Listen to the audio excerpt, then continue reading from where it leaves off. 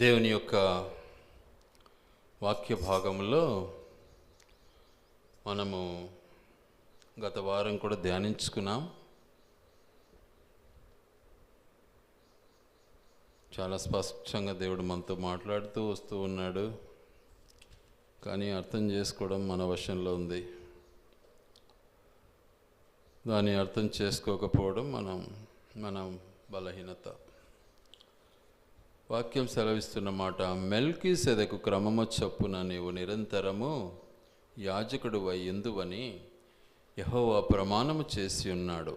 ఆయన మాట తప్పనివాడు.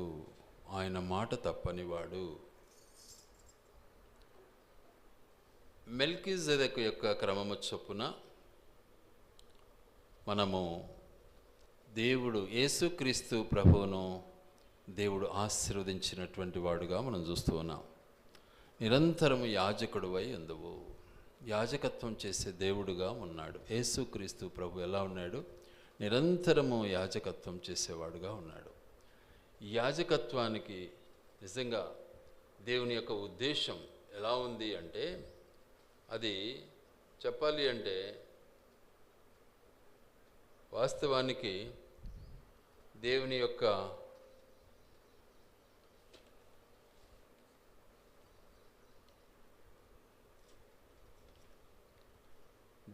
ఔన్నత్యాన్ని బయలుపరుస్తూ ఉంది. దేవుని యొక్క ప్రమాణం అది. దేవుడు ప్రమాణం చేశాడు, నిరంతరము యాజకుడు వై ఉందువని యెహోవా ప్రచురం చేయించు ఉన్నాడు.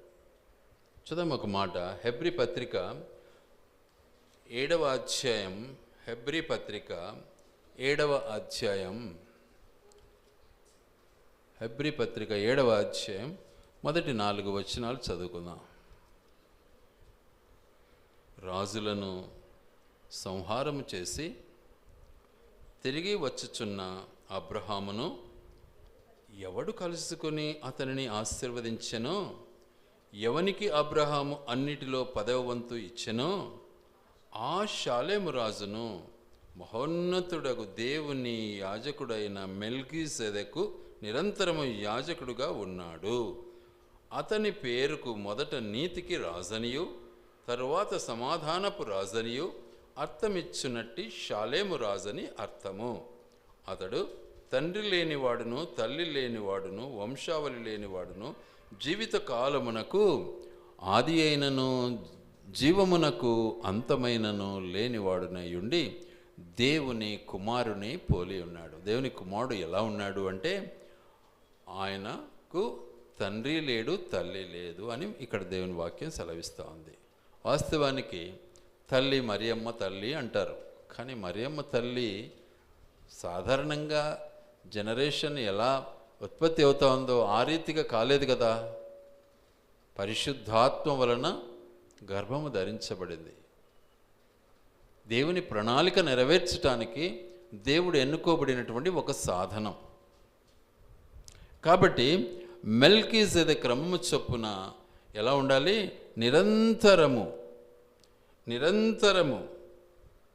జీవితకాలం అంతా కూడా ఆయన దేవుని యొక్క యాజకత్వాన్ని అనుభవించాలి అన్నటువంటి సత్యాన్ని బయలుపరుస్తూ ఉంది.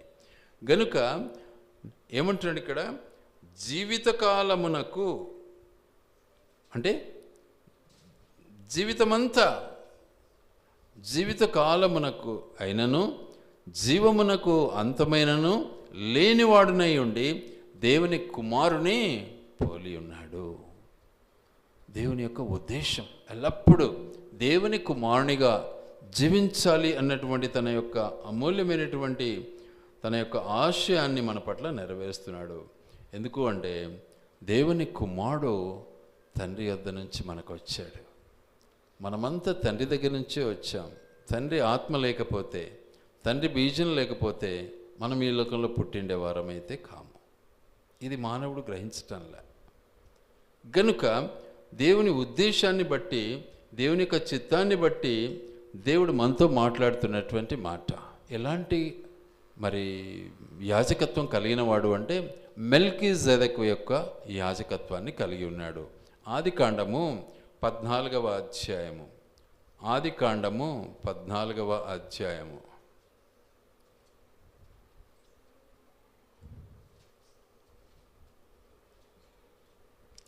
ఆదికాండము 14వ అధ్యాయము 18 నుంచి చదువుకుందాం.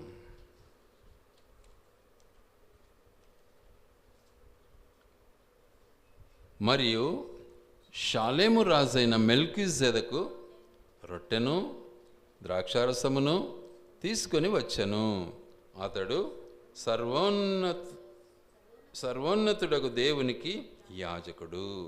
అప్పుడు అతడు అబ్రహామును ఆశీర్వదించి, ఆకాశమునకు భూమికిని సృష్టికర్తయును సర్వోన్నతుడునైన దేవుని వలన అబ్రహాము ఆశీర్వదించబడునుగాక అనెను అనియు, నీ శత్రువులను నీ చేతి కప్పగించిన సర్వోన్నతుడగు దేవుడు స్తుతింపబడునుగాక అనియు చెప్పెను. అప్పుడతడు అన్నిటిలో అతనికి 10వ వంతు ఇచ్చెను. సొదొమ. గనుక దేవుని యొక్క ఉద్దేశము, దేవుని యొక్క చిత్తము, దేవుడు సర్వోన్నతుడు, దేవుడు స్తుతిపాత్రుడు, దేవుడు నిజంగా సృష్టికర్త, దేవుడు ఎల్లప్పుడూ తన యొక్క ఆశీర్వాదాన్ని మనకి ఇవ్వాలని ఇష్టపడినటువంటి వాడు, అన్యాయస్తుడు కాడు. కాబట్టి తన బిడల విషయంలో ఆయన చేసే గొప్ప అద్భుతమైనటువంటి క్రియ ఈ లోకంలో మరి ఆయనకు మించినటువంటి ఏ ఒక్కరు కూడా లేరన్న సత్యాన్ని బయలుపరచబడుతూ ఉంది. అందుకే అంటాడు ఇక్కడ హెబ్రీ పత్రికలో, ఏమంటాడంటే హెబ్రీ పత్రిక 4వ అధ్యాయము, హెబ్రీ పత్రిక 4వ అధ్యాయము 14-15 వచనాలు చదువుకుందాం. ఆకాశమండలము గుండా వెళ్ళిన దేవుని కుమారుడైన యేసు అను గొప్ప ప్రధాన యాజకుడు మనకున్నాడు కనుక మనము ఒప్పుకున్న దాన్ని గట్టిగా చేపట్టుదాము. మన ప్రధాన యాజకుడు మన బలహీనతల యందు మనకు సహానుభావము లేనివాడు కాడు, కానీ సమస్త విషయములలో మన వలనే శోధింపబడినను ఆయన పాపము లేనివాడుగా ఉండెను. మనము చిన్న శోధన రాగానే పాపానికి బానిసలమైపోతాం, ఆవేశానికి బానిసలమైపోతాం, నోరు జారిపోతుంది, నాలుక ఇష్టానుసారంగా మాట్లాడుతుంది. కానీ మన దేవుడు అలాంటి వాడు కాడు. ఆయన నిరంతరము యాజకత్వం కలిగినటువంటి వాడు, నిరంతరము దేవుని యొక్క ఆశీర్వాదాన్ని అనుభవించేవాడు. ఆయన ఎల్లప్పుడూ ఆకాశం క్రింద ఉన్న సృష్టిని అంతటిని కూడా దేవుడు సృష్టించినటువంటి దేవుడు గనుక ఆయన నిరంతరము మన కోసమై ఆయన ప్రయాసపడేవాడు. ఎన్ని శోధనలు వచ్చినప్పటికీ ఆయన ఏమాత్రము కూడా ఏమంటారు ఫంక్ కాకుండా, అంటే జడియకుండా, ఇబ్బంది పడకుండా, మరి ఆయన కృంగిపోకుండా ఏం చేసేవాడు? యాజకత్వం చేసేవాడు. మనమైతే ప్రతి చిన్న విషయంలో కృంగిపోతాము, మనమైతే ప్రతి మాటలో ఇబ్బందికి గురైపోతూ ఉంటాము, ప్రతి విషయంలో కూడా చాలా వరకు వెనకంజ వేస్తాము, ప్రతి విషయంలో వెనక చూపు చూస్తాం.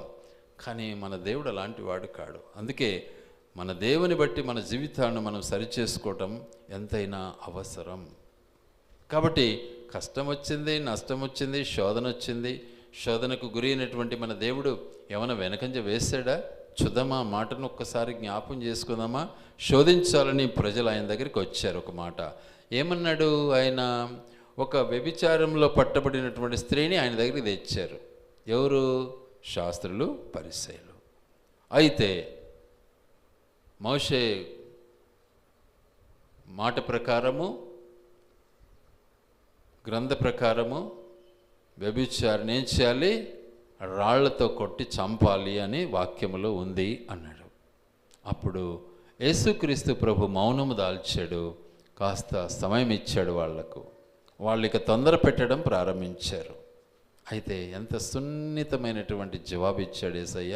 మనమైతే ఎవడవాడు, ఎందుకు రావాడు, ఎవడో చూసింది, ఏం రా నువ్వు సాక్ష్యమా, రకరకాలుగా మాటలు మనం విస్తరించి మాట్లాడతాం. కానీ యేసయ్య అన్నాడు, తలంచుకొని ఒకే మాట అన్నాడు, ఎవరైతే మీలో పాపము చెయ్యని వాడు ఉంటే మెల్లిగా ఎవరైతే మీలో పాపము చేయని వాడు ఉంటే వాడు మాత్రము మొదట రాయి వేయండి ఆమె మీద అన్నాడు. చూడు ఎంత ఎంత స్పష్టంగా, చిన్నగా, ఎంత మంచి జవాబు అది. వాళ్ళని కొట్టలే, తిట్టలే. మనమైతే రకరకాల ఆవేశాలు వెళ్ళగక్కి ఇక మేమే పరిశుద్ధులం అన్నట్టు ఫీలింగ్ చూపిస్తాం మనం. కాదు, యేసయ్య అన్న మాటలో ఏముంది? అద్భుతమైనటువంటి జవాబు ఉంది. పాపము లేనివాడు కొట్టవచ్చు అన్నాడు. ఆమె పాపం చేసింది. పాపం చేసిన ఆమెను కొట్టాలి అంటే ఎవడు ఉండాలి? పాపం లేనివాడుగా ఉండాలి. ఒక్కొక్కడే అందరూ పారిపోయినారు. ఎవడు లేడు. అందరూ పాపం చేశారు అన్న సత్యాన్ని గ్రహించినారు. పాపాన్ని ఎలా బయట పెట్టాడు దేవుడు, చూసారా? కాబట్టి మనం కూడా అది నేర్చుకోవాలి. అది మనం నేర్చుకోవడంలే, మౌనం వహించటంలే. మనకంతా ఆవేదన, ఆవేశము, ఆకృష్యము, వాటితోనే మనము బానిసలమైపోతున్నాం వాటికి. గనుక దేవుని చూసి మనం నేర్చుకోవాలి. అందుకే అంటాడు, నా ఎద్దకు వచ్చి నేర్చుకోండి అంటాడు దేవుడు. అయితే చక్కగా జవాబు ఇచ్చాడు. ఆ తర్వాత చెప్పాలి అంటే, ఎవడైనా సరే పాపం లేనివాడు ఉంటే వాని మీద మొట్టమొదట రాయి వేయండి అన్నాడు. ఒక్కడు లేడు. అందరూ రాళ్ళు విడిచిపెట్టి పారిపోయినారు. అప్పుడు మహాతల్లిని చూశాడు. ఏమ్మా, ఎవరు నిన్ను కొట్టలేదా? అయ్యా, ఎవరు నన్ను కొట్టలేదు. మరి నేను కూడా నిన్ను కొట్టను. నేను కొట్టేదానికి రాలే, నిన్ను రక్షించటానికి వచ్చాను. ఇప్పుడు నీవు రక్షించబడ్డావు, ఇప్పుడు నువ్వు కాపాడబడ్డావు. కాబట్టి ఇక మీదట ఈ తప్పు చేయకు అన్నాడు. మన బ్రతుకులో అది నేర్చుకోవాలి. మనం అది నేర్చుకోకుండా ఆవేశాలకు గురి అయిపోయి బలి అయిపోతా ఉంటాం. పాపం పెంచుకుంటాం, నరకానికి వెళ్తాం. బైబిల్ చేతిలో ఉంటే సరిపోదు. కనుక ఈ ఆవేశాన్ని మనము తీసేసుకోవాలి. యేసు ప్రభు ఎంత శోధనైనా ఏమన్నాడు? ఈ రొట్టెలు చేసి ఆకలి అయితే అంటే తినవచ్చు కదా అంటే యేసు ప్రభు ఏమంటున్నాడు? మానవుడు రొట్టె వలన కాదు, దేవుని నోట నుండి వచ్చు మాట వలన మానవుడు బ్రతుకుతున్నాడు అన్నాడు. ఫైనల్గా ఒకే మాట చెప్పాడు, నీ దేవునికి నమస్కారం చేసి వెళ్ళు అన్నాడు. గ్రహించాడు, దేవుని కుమారుడు దేవుడై ఉన్నాడు. మనం దేవుని కుమారులమైతే మనం కూడా అదే ట్రీట్మెంట్ కలిగి జీవించాలి. అది దేవుని యొక్క ఉద్దేశం. మనకు నేర్పుతున్నాడు మన దేవుడు. నిరంతర యాజకత్వం కలిగినటువంటి దేవుడు, ఎల్లప్పుడూ మన కొరకు విజ్ఞాపన చేసే దేవుడు, ఎల్లప్పుడూ మనల్ని ఆశీర్వదించడానికి ఇష్టపడినటువంటి దేవుడు. కాబట్టి చూడండి దయచేసి, హెబ్రీ పత్రిక 2వ అధ్యాయము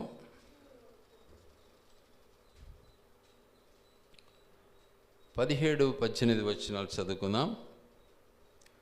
కావున ప్రజల పాపములకు పరిహారము కలుగచేయుటకై దేవుని సంబంధమైన కార్యములలో కనికరమును నమ్మకమును గల ప్రధాన యాజకుడు నిమిత్తము అన్ని విషయములలో ఆయన తన సహోదరుల వంటి వాడు కావలసి వచ్చెను. అన్ని విషయాలలో ఎలా వచ్చాడు? మానవతా దృక్పథం కలిగి జీవించడానికి వచ్చాడు. మనలో మానవత లేదు, రాక్షసత్వం ఉంది. మనం ఆవేశపడతాం. మానవతలో ఆవేశం రాకూడదు. దేవుని యందు మనం విశ్వాసం ఉంచాము. ఏమంటున్నాడు ఇక్కడ? ఆయన తన సహోదరుల వంటి వాడాయ కావలసి వచ్చెను, తాను శోధింపబడి శ్రమ పొందెను గనుక శోధింపబడు వారికి సహాయము చేయగలవాడు అయి ఉన్నాడు. మనము శోధనలో కృంగిపోతూ ఉంటాం. అవతలోనికి ఏం సాయం చేస్తాం మనం? మోసం కాదు ఇది. కాబట్టి శోధన రాక తప్పదు. ప్రభు నమ్మిన తర్వాత శోధన అనేది సాధారణ విషయం. అవి వస్తుంటాయి, వెళ్ళిపోతుంటాయి, అంతే. వాటిని మనం పట్టించుకొని వాటి కోసం మనం ప్రయాసపడి వాటిని బట్టి మన బ్రతుకును మార్చుకుంటే ఎత్తిపోయింది మన ఆత్మీయత. గ్రహించాలి సత్యం. దేవుని యొక్క గొప్పతనాన్ని మనము తెలుసుకోవడానికి ప్రయత్నించాలి. అందుకనే ఆయన నిరంతరము మనకేమై ఉన్నాడు? యాజకుడై ఉన్నాడు. మెల్కీజెదెకు క్రమము చొప్పున. ఏముంది అక్కడ? క్రమం ఉంది. ఏముంది అక్కడ? డిసిప్లైన్ ఉంది. కాబట్టి క్రమాన్ని మనం పాటించాలి. ఒకటేమో మన ఆలోచన, రెండవదేమో ఇతరుల ఆలోచన. ఈ రెండే పట్టుకుంటాం మనం, దీంతోనే కుళ్ళిపోతూ ఉంటాం. కానీ దేవుని మాటను పట్టించుకోం మనం. అదే అవసరం ముఖ్యమైనది. ఈ రెండింటిని వదిలిపెట్టాలి, దేవుని మాటను మనము పట్టించుకోవడం నేర్చుకోవాలి. ఒకటేమో మన ఆలోచన, రెండవదేమో పలువురుల ఆలోచన. ఈ రెండిటికి మనం చోటిస్తాం, కానీ దేవుని ఆలోచనకు చోటు ఇవ్వమే. మళ్ళీ ఏమని చెప్పుకుంటాం? దేవుని బిడ్డలం ఏమని చెప్పుకుంటాం. మోసం చేస్తాం, వేషధారణ చేస్తాం, దానివల్ల పాపమే పెరుగుతుంది. కాబట్టి దేవునికి చోటిద్దాం. మన దేవుడు మన యాజకుడు, మన దేవుడు మన సృష్టికర్త, మన దేవుడు మనకు ప్రాణం పోసినవాడు, మన దేవుడు మనకు ఆహారం ఇచ్చేవాడు, మన దేవుడు మనకు సమాధానం ఇచ్చే దేవుడు, మన దేవుడు మనల్ని బాగు చేసే దేవుడు, మన దేవుడు మనకు సమస్తాన్ని కలిగించినటువంటి దేవుడు. ఎవరికి తెలుసు? మనిషి పుడితే మనిషికి నీళ్లు కావాలని దేవునికి తెలుసు.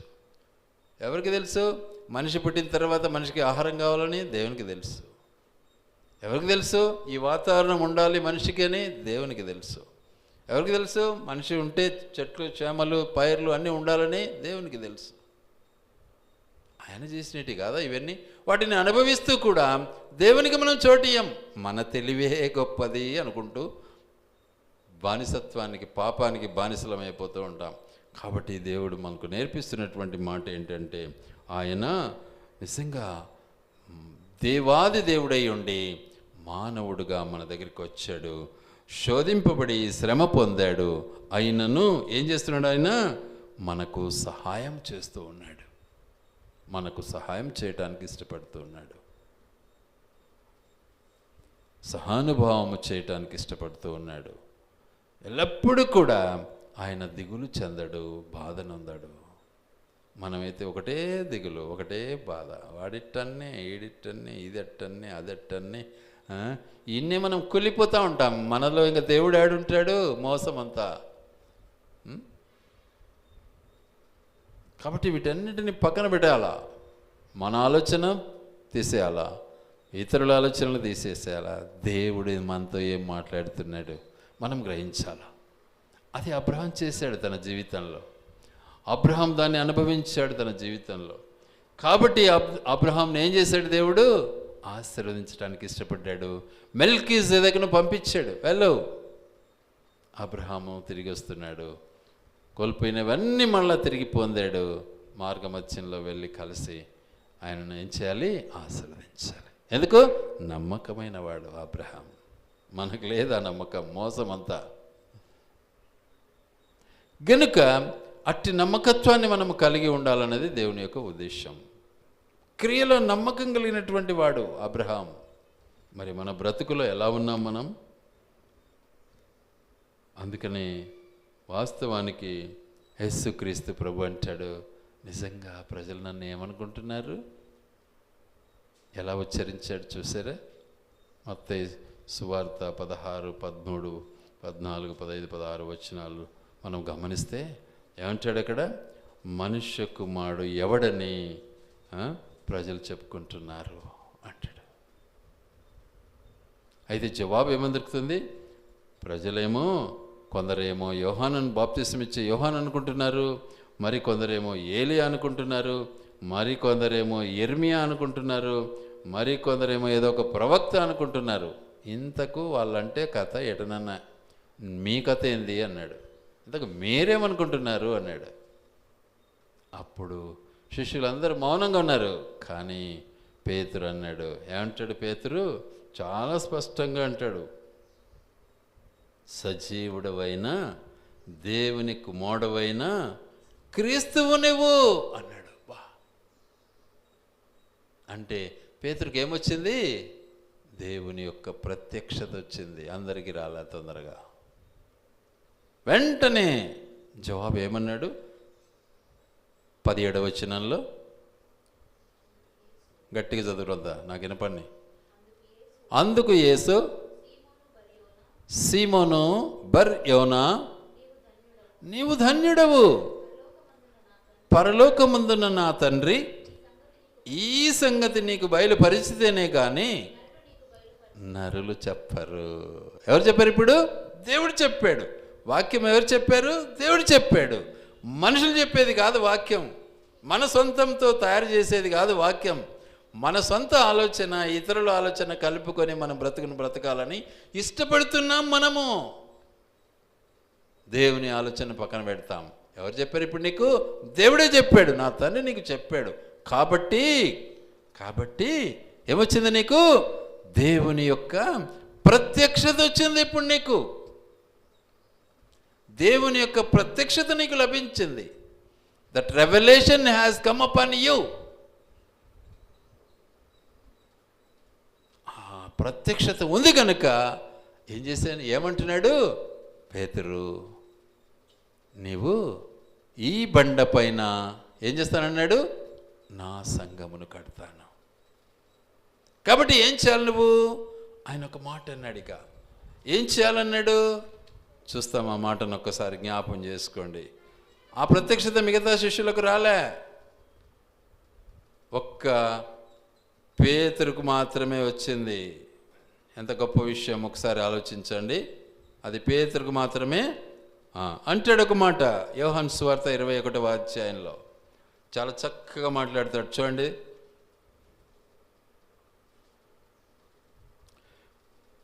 15 నుంచి చదువుకుందాం. వారు భోజనము చేసిన తరువాత యేసు సీమోను పేతురును చూచి, యోహాను కుమారుడైన సీమోను, వీరికంటే నీవు నన్ను ఎక్కువగా ప్రేమించుచున్నావా అని అడుగగా అతడు, అవును ప్రభువా, నేను నిన్ను ప్రేమించుచున్నానని నీవే ఎరుగుదువని ఆయనతో. ఎంత గొప్ప సాక్ష్యం ఇది. ఈ సాక్ష్యాన్ని మనం ఎప్పుడు అనుభవిస్తాం? దొంగల్లాగా బైబిల్ పట్టుకుంటాం మనం, దొంగల్లాగా ప్రార్థన చేస్తాం మనం. భక్తి ఇది. కాబట్టి మన బ్రతుకును ఒకసారి పరిశీలించుకోవాలి మనం. ప్రభువా, నీకే తెలుసు నా సంగతి. మిగతా వాళ్ళు చెప్తాం, నీ కథ నాకు తెలుసు, నా కథ నీకు తెలుసా, ఏమనుకునేవో అంటాం మనం. ఎంత నీచమైన ఆలోచన మనది, భయంకరమైన ఆలోచన మనది. దానివల్ల ఆత్మీయత పెరుగుతుందే, సైతాను సంతోషిస్తూ ఉంటాడు. ఆహా, నా బిడ్డలు భలే మాట్లాడుతున్నారు కదా, అది నా కథ. సైతాను వాడుకుంటాడు, మన పని అది. కానీ మనము సైతానికి కాదు లొంగాల్సిందే. ఏమంటున్నప్పుడు ఒక మాట అంటాడు యేసు ప్రభు,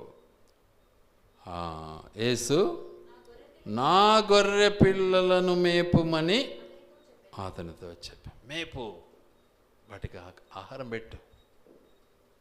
ఏం ఆహారం? జీవాహారము, దేవుని వాక్యమనే ఆహారము వాళ్ళకి పెట్టాలి. ఈ బాధ్యత పేతురుకి ఇచ్చాడు మొట్టమొదటి ప్రత్యక్షత. ఈరోజు అందరూ అనుకుంటుంటారు, నన్ను దేవుడు పిలిచినాడు. అబద్ధము వాడతారు, మోసం చేస్తారు, ఆవేశం వస్తుంది, అన్నీ చేస్తారు. పిలిచాడా ఇంతకు దేవుడు? ఆలోచించండి ఒకసారి. దేవుని పిలుపులో శరీరం ఉండదు, దేవుని పిలుపులో ఆత్మీయత ఉంటుంది. ఆ తర్వాత మళ్ళీ అంటాడు, మళ్ళీ ఆ మాట చెప్తాడు. మళ్ళీ ఏమంటాడు? ఆయన నా గొర్రెలను కాయము అన్నాడు. కాయాలి. దేవుడు మనకిచ్చినటువంటి గొప్ప అభయం. తన గొర్రెలను ఏం చేయాలి? మనము కాయాలి,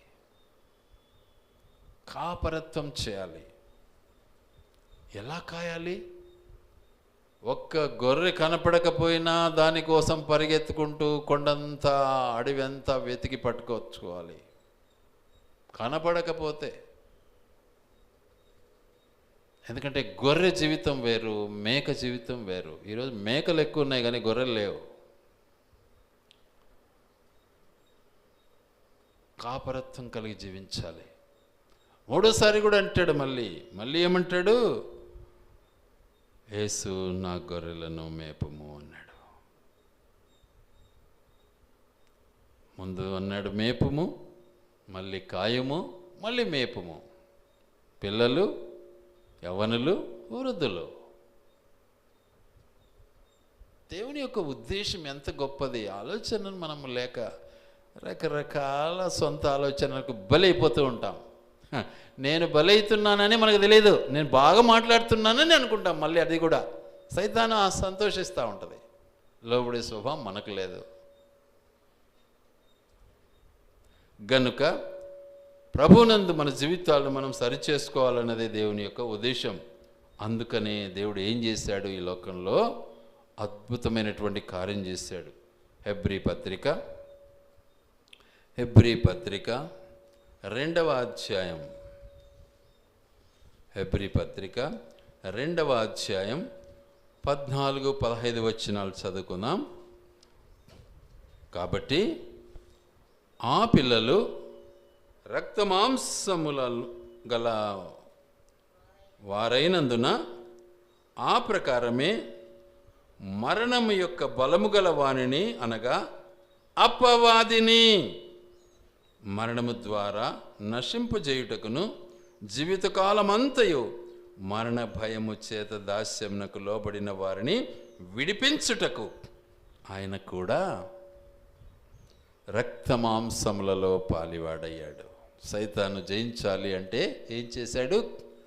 మనిషిగానే వచ్చాడు. ఈరోజు మనిషిని గ్రహించాడు. మనిషి 10 రూపాయలు సంపాదించుకున్నాడంటే కింద పాపం బీదను లెక్క చేయడు. ఇది మన తత్వం. ఈరోజు వాడు కొంచెం బాగా చదువుకున్నాడు, డిగ్రీలు చేసినాడు అంటే యువతలోని అస్సలు లెక్క చేయడు. వాడు డాక్టర్ అయినాడంటే వీడిని అస్సలు లెక్క చేయడు. వాడు ఇంజనీర్ అయినంటే ఇంకొకరిని లెక్కనే చేయడు. ఇది మన బతుకులు. కానీ దేవాది దేవుడు ఏం చేశాడు? తనకు సమానంగా ఎంచుకున్నాడు ప్రతి మానవుని. రక్త మాంసములలో పాలివాడయ్యాడు, మనిషిగా వచ్చాడు, స్నేహితునిగా నడిచాడు. మనకు రోగం ఎట్లుంది? మన రోగాన్ని మనం గుర్తించాం, అవతలని కంటించడానికి ప్రయాసపడతాం. మనం ఏం ప్రయోజనం బైబిల్ చదివి? ఎందుకు ఈ వేషధారణ మనకు?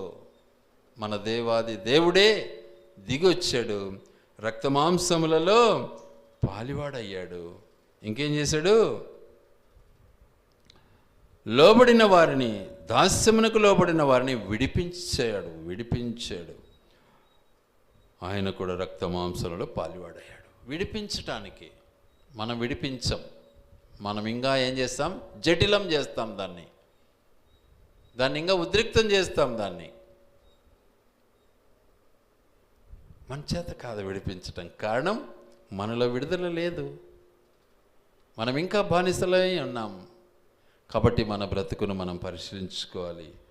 ఆ రీతిగా మనం ముందుకు సాగినట్లయితే దేవుడు మన పక్షాన ఉండటానికి ఇష్టపడుతూ ఉన్నాడు.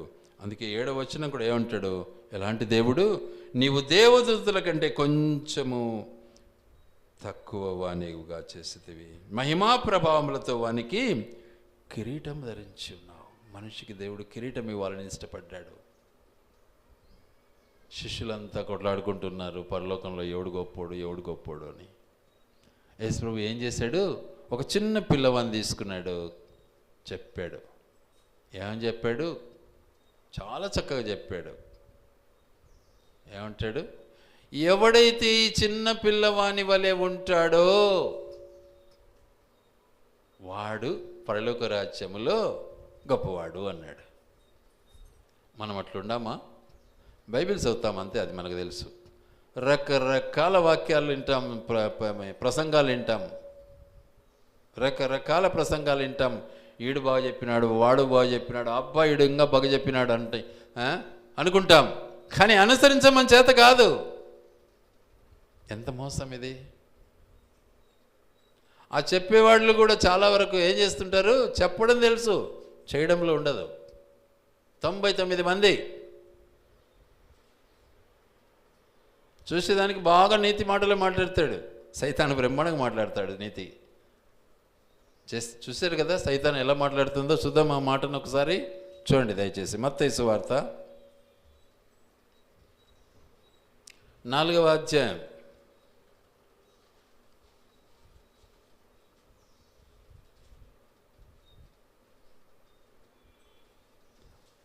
6వ వచనం. నీవు దేవుని కుమారుడవైతే క్రిందికి దుముకుము. చూసారా, దేవాలయపు శిఖరానికి తీసుకెళ్ళి అంచి దుంకమంటున్నాడు. దుమ్కు. అప్పుడు ఏమవుతుందంటే ఆయన నిన్ను గూర్చి తన దూతలకు ఆజ్ఞాపించును, నీ పాదం ఎప్పుడైనా రాతికి తగలకుండా వారు నిన్ను చేతులతో ఎత్తి పట్టుకొందురు. ఎంత సానుభూతి కదా, ఎంత చక్కని మాట మాట్లాడాడు. ఎవరు మాట్లాడారు? సైతాన్.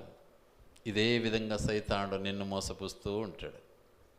నువ్వు మోసపోతూనే ఉంటావు, బాగుపడవు. కరెక్టే మాట్లాడాడే, ఆ యొక్క బాగానే చెప్పింది నాకు, ఈ అన్న కూడా భలే చెప్పినాడు నాకు. అంటే దేవుడు తప్పు చెప్తున్నాడా? దేవుడు చేతగానుడా? దేవుని వైపు మనం చూడాల్సిన పని లేదా మనకు? మరి ఏం చేశాడు యేసు ప్రభు? సైతాను చెప్తాను పైనుంచి దుంకినాడా? దుంకి వాళ్ళ నాయన దూతలను పంపించాడా ఎత్తుకోవడానికి? దుంకినంటే ఇప్పుడు యేసు ప్రభు లేడు అసలు. అది గొప్పతనం. ఏమన్నాడు వెంటనే? చూడండి దయచేసి నెక్స్ట్ ఆన్సర్ ఏముంటుందో. యేసు, ప్రభు అయిన నీ దేవుని నీవు శోధింపవలదని మరి ఒక చోట వ్రాయబడినదని వాడితో. చూసారా? ఒరే శోధకుడా, ఒరే సైతానుడా, నన్ను ఎందుకు శోధిస్తున్నావు? వెళ్ళిపో అన్నాడు. మనం అంటామా మాట? అనం. తీయగా మాట్లాడితే అవునా అక్క, అవునా అన్నా, అబ్బా ఏమి మ్యాగ్నెటిక్ పవర్ ఇద్దరికి. అప్పుడు భలే చెప్తున్నాడు కదా, కరెక్ట్ చెప్తున్నారే, నిజమే బా కదా. దేవుడు ఎట్టబోతాడో అప్పుడు మనకు తెలియదు. అసలు ఉండడు దేవుడు అక్కడ మన దగ్గర. మళ్ళీ మన చేతిలో బైబిల్ ఉంటుంది. ఎంత వేషధారణ మనలో. సైతాన్ని గుర్తించలేమో, దేవుని గుర్తించలేము, మన చేత కాదు. కానీ సైతాను దేవుని గుర్తిస్తుంది. చాలా చక్కగా దయ్యం పట్టిన దగ్గరికి పోయినప్పుడు ఏమన్నాడు వాడు? ఎవరును అండి యేసుక్రీస్తు ప్రభుల వారు అడిగినప్పుడు సైతాన్ ఏమంటుంది? దయ్యం పట్టినోడు, నేను సేనా అంటుంది. సేనా వ్యూహం ఎలా ఉంటుంది? దాదాపు 6,000 కాల్బలం కలిగినటువంటిది అది. చెప్పాలి అంటే అంత సైన్యం కలిగి ఉంటుంది. సేనా నా పేరు అంటుంది. సో మరి సేన పరిస్థితి ఏంటి? ఎవరది? దయ్యాలు. యేసు ప్రభు ఏమన్నాడు? చాలా స్పష్టంగా మాట్లాడాడు. విని విడిచి వెళ్ళిపో అన్నాడు. అయ్యా మమ్మల్ని నరకానికి ఇప్పుడే పంపొద్దు. అదో ఆ పందుల్లోకి పంపించినాడు. అక్కడ ఎన్ని పందులు ఉన్నాయి? దాదాపు రమారమి 2,000 పందులు ఉన్నాయి అక్కడ.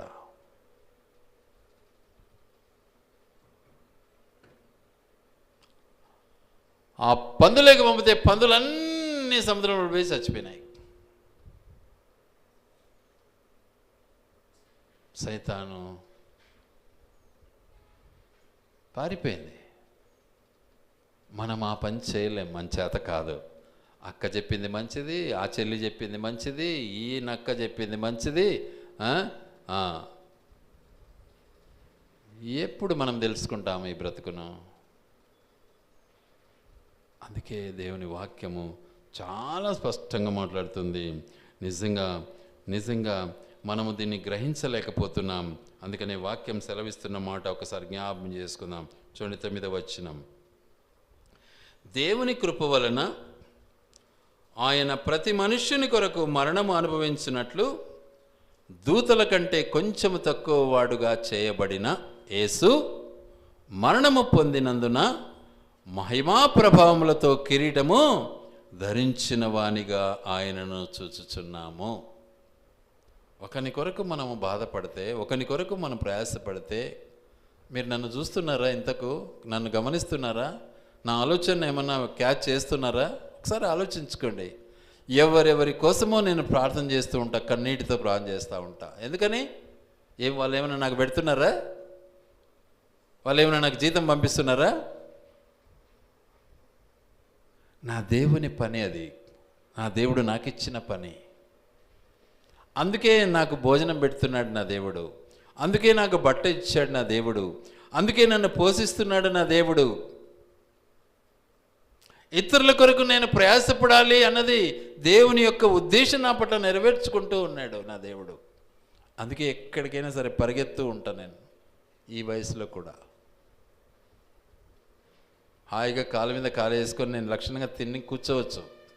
దేవుడు నాకు అంత ఇచ్చాడు. నో, అది కాదు నా పని. నాకు ఇచ్చిన దాంట్లో నేను పంచుకోవాలా. దేవుడు నాకు ఇచ్చాడు, దాన్ని పంచుకోవాలి నేను. అది నా పని. ఇచ్చింది బ్యాంకులో వేసి పెట్టుకోవడానికి కాదు, ఇచ్చింది ఇతరులకు పంచడానికి. యేసు ప్రభు ఈ లోకానికి వచ్చి తనకు తానే నేను బాగుంటే సార్లే అనుకోలే. ఏం చేశాడు? పంచిపెట్టేసినాడు. లాస్ట్కు తన ప్రాణాన్ని ఇచ్చేశాడు. మన బ్రతుకును కూడా ఒకసారి పరిశీలించుకుంటే బాగుంటుంది. జ్ఞాపం చేసుకుందాం. కనికరించి మన దేవుడు మన పట్ల చేస్తున్నటువంటి తన యొక్క అమూల్యమైనటువంటి సత్యాన్ని మనము జ్ఞాపం చేసుకుంటే నిజంగా అట్టి కిరీటాన్ని దేవుడు మనకి ఇవ్వాలని ఇష్టపడుతున్నాడు. దేవునికి మహిమ కలుగును గాక. దేవునికి స్తోత్రాలు. దేవుని ఆరాధించుకుందాం.